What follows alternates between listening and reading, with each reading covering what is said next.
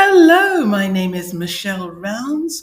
You can check out my website, michellerounds.com, to find out all about me, who I am, what I do, blah, blah, blah. So, this little podcast that I'm doing right now, I actually want to talk about swimwear. I'm extremely concerned about just clothes in general and how plastic they tend to be. Now, plastic clothes are anything that's not a natural fabric.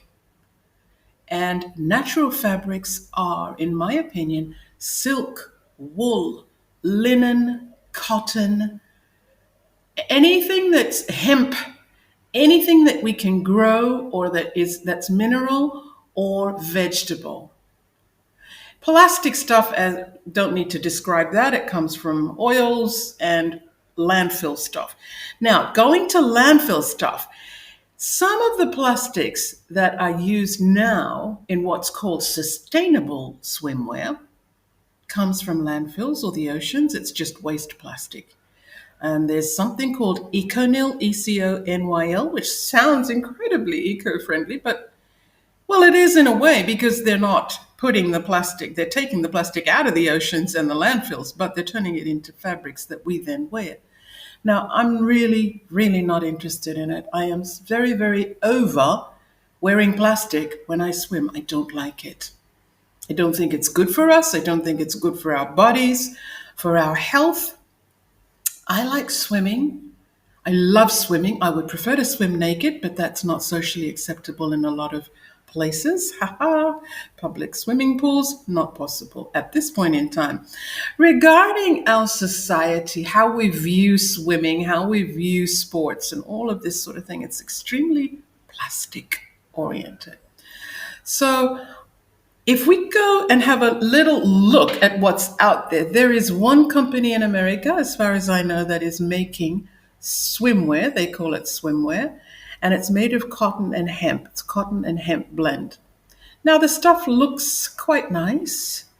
There's a bikini, which is really just three tiny triangles to cover those particular parts, and I can't see how you could actually swim in that without them just sliding off you. The models are also somewhat stick insect. And you really, if you have boobs and a bottom, you want to have something to cover them. That, I think, is the idea. So, kudos to that company for even thinking about creating some sort of swimwear out of hemp and cotton. Fantastic. No plastic involved. Now, if we go into, let's say, what people were wearing in the 30s, their bathers were made of ribbed wool, something called zephyr, which is a silk wool, sounds absolutely wonderful, worsted wool, ribbed cotton, and the linings were soft cotton jersey.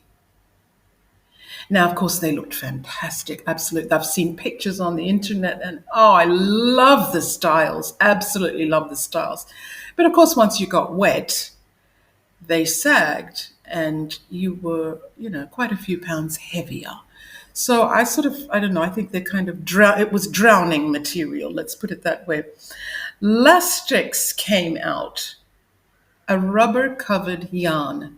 Won't go into that. You can go and have a look online if you like the idea of that. In the 40s, rayon came out, and rayon is the thing that's been used a lot. Now, of course, we've got 1,000,001 different types of plastics,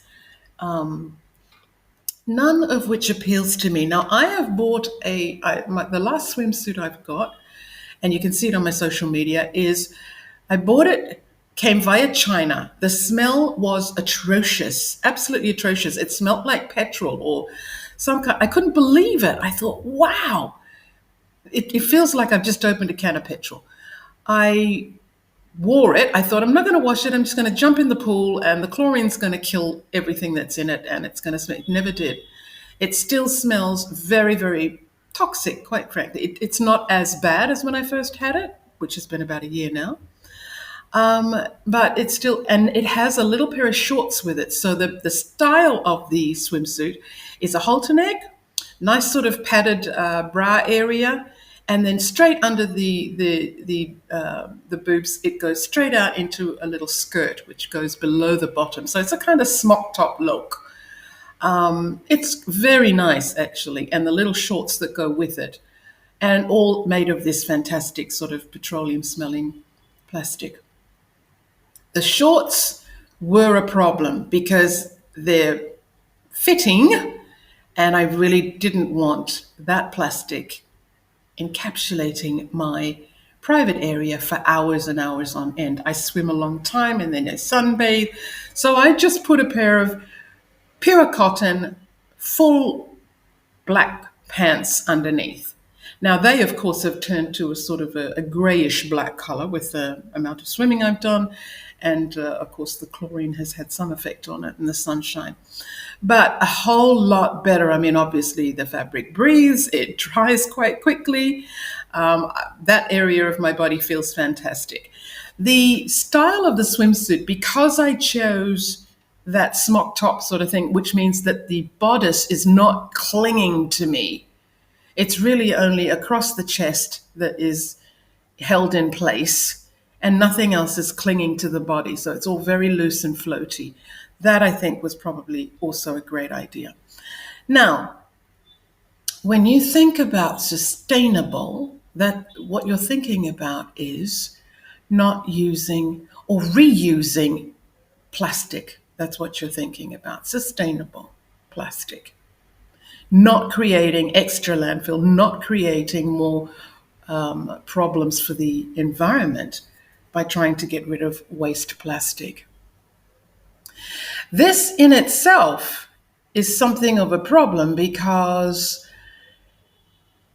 kudos, it's a good thing. You're reducing plastic. You're reusing plastic, which, and then hopefully when those swimmers are done, what do you do next? You somehow reuse that plastic again. It doesn't go into landfill. Let's just break it down further and turn it into another pair of bathers. And that cycle could go on infinitum, really, because these plastics don't go anywhere. Problem with the sustainable as let's say, in comparison to regenerative, is that it just goes on around and around and around and around, around and around we go, round and around we go. So that is not really something we want to keep doing with plastics. We need to stop. We need to stop using plastics. However, we do need better alternatives. So, a gorgeous worsted wool bathing suit, which is then going to drown us when we get into the water, is not a great alternative. But there must be a way. There has to be a way. We have so much technology, and yet we're still recycling plastic. All the sports people are wearing plastic close to their bodies, perspiring, trying to breathe. It's not working, guys. It's not working. We need to go back to nature. We need to either change the way we look at things and say, you know what, it's okay to swim naked. Just get in there and do your thing. Or we need to say, hey, this fabric is really good. You need only this amount of it to cover you comfortably so that you can swim without anything flying off. And then it dries quickly, it breathes. This is the type of thing we're looking at. Cotton and hemp are great fabrics, excellent fabrics. They can be molded and the plies can be changed to whatever thickness you want. And that, I think, is critical to everything that we're doing. The ability to change what we've got, to modify it, but to still keep it natural, to still keep it comfortable and healthy. It's all about health, health, health. We want to be healthy and stay healthy. We want to stay happy. We want to be free. And there's nothing stopping us from that. We have the power to be free. That is our right. We have the power to be free. We totally have the power to be free. It's just a tiny handful of, what's the word that I'm looking for? I'll just say creatures that are monopolizing society. that are taking the manipulation and are just saying it's going to go this way and this is what's going to make it happen. And it's not the multi-billionaires. There are people who are multi-billionaires and are just getting on with things and are philanthropists and are doing good works. It's just a handful of controlling entities. Now, that's another podcast. But for today, let's just think about, comment on, share feedback on, or information and knowledge about what we can wear. Extend that to what we can wear every day, what we can wear for evening wear. Now, as an entertainer, I have great crises when it comes to evening wear. I love silk, linen, I love cotton and wool. But I wear synthetic velvets when I perform. A lot of my performance fabrics are synthetic. That's not supporting me and my principles and what I believe in, but they're the fabrics that work best for what I'm doing, for the work that I'm doing. How can I change that? I'm also a huge fan of recycling, repurposing, reusing. I buy silk pants. I secondhand. I cut them and turn them into a silk skirt, which I then wear until it dies. I wear all my natural fabrics until they die. All of them. I recycle, I repurpose, I turn things into other things. And they may only last a short time, but it doesn't matter. It's still working. And often when they do die, they really do die. There's nothing more you can do with them. Whereas with synthetics, you still got this thing, this kind of weird looking rag thing. And then that's got to go somewhere. What can we wear to swim in? What can we do ourselves? Can we be recycling ourselves and making our own swimwear? Why not? Can we be, okay, oh no, I can't make swimwear. I can't even sew. Doesn't matter. Go get yourself a pair of nice big cotton underpants. Put another pair over them. See what happens. Is that too heavy? Is that too bulky? The fabric for cotton underpants is so silky and soft and beautiful these days. What does it need over it to make it slightly more decent or less vulgar for when you're swimming? Or make you feel more comfortable so that you don't feel exposed, but that you still feel that your body can breathe? What ideas can we come up with that we can use that would become acceptable swimwear? Now, I was recently in Sahel, which is the north coast of Egypt. I'm based in Cairo. And I was at I call it a complex or a compound. Mostly that's what Sahel is. The north coast of Egypt is basically compounds of units, apartments, freestanding homes in a compound. And they provide, of course, swimming pools, etc., etc. So I went to the pool. I was fine. I had my bathers on, but my friend had a pair of synthetic shorts, which were for swimming, perfectly fine. And he had on a sleeveless, what we call in Australia, a singlet. Some people call them vests. So it's just, a thin cotton singlet, no sleeves. And he had that on just to protect him from the sun. And he jumped in the pool and they said, no, you can't have that on. It's cotton. No cotton in the pool. Only plastic fabrics. No cotton in the pool. Where do we go from there? So, so much for the great ideas and hey, let's do this and let's do that. And then you go to the pool and you're forbidden from swimming because you're not wearing plastic. How does that feel? So seriously, clearly, issues on that attitude and mentality also need to change. Now, I'm sure there's a good reason for that, or what they consider to be a good reason for that. What does cotton do? Does it make it? Are they afraid that the person will get heavier and become harder to save if they start to drown? I don't know what their thoughts were on that. Does cotton absorb detergent more than plastic, and therefore we're going to have a swimming pool full of detergent? I don't know. It deserves possibly some little checking, some little looking, but because I live in Egypt and because a lot of what they what you might consider to be a normal little rule. A lot of them are based on really nothing or incorrect information. So at this point, I'm not going to pursue that line of research. But it is obviously an issue, because if you're doing something with a fabulously natural fabric and then you're forbidden or not allowed to swim, even the pool that we go to regularly at one of the hotels nearby also doesn't allow anything in the way of cotton. It has to be synthetic. Very interesting. Very interesting. So I'm going to wind up there. I hope I've given you some things to think about. I hope perhaps if you've not thought about this before, perhaps now you are. If it's something that you've been thinking about, well, this may have just prompted you. I don't think I'm providing anyone with any incredibly new or amazing information. What I hope I'm doing is just getting you to think about, what do I want? How do I want things to go? Because you know what? It is important, and it does matter what you want. What you want is extremely important.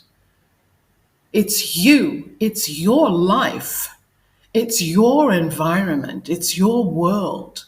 And whilst, yes, we are stewards of this world or guardians of this planet, it is where we're based, and we have a huge amount of power that we can wield over this. Look at the destruction we've already caused.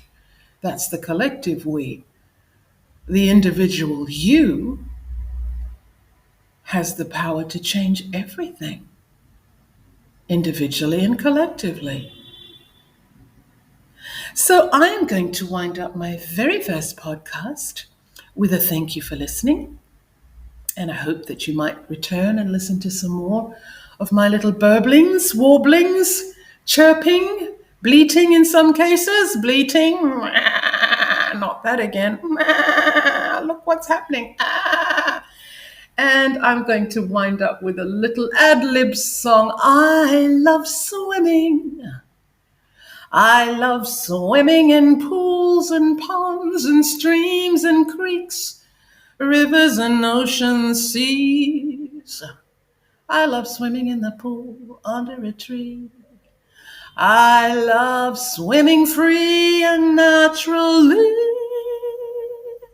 But in most cases, I'm not allowed to swim free and naturally. I have to wear something. So let it be natural fabrics for me. Ooh.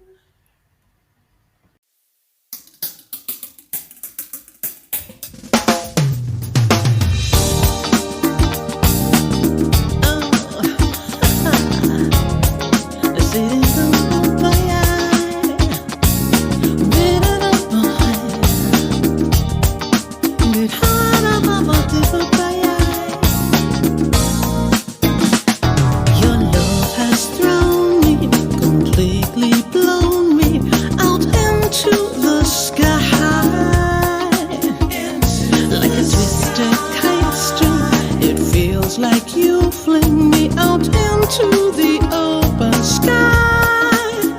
I bounce around from cloud to cloud. You swing me laughing high and loud into the blue. Oh, so you. If ever I should touch the ground, I know you'll scoop me up and toss me high again, the way I always wanna be. For the love of you. A simple smile and my heart is leaping up into the sky. Your hand supports me. We dance like birds soaring out into the open sky. We bounce around from cloud to cloud and turn both laughing high and loud into the blue. Love so true. If ever we should brush the ground out, dragonflies will sweep us up and keep us aloft, ever and always for the love of we.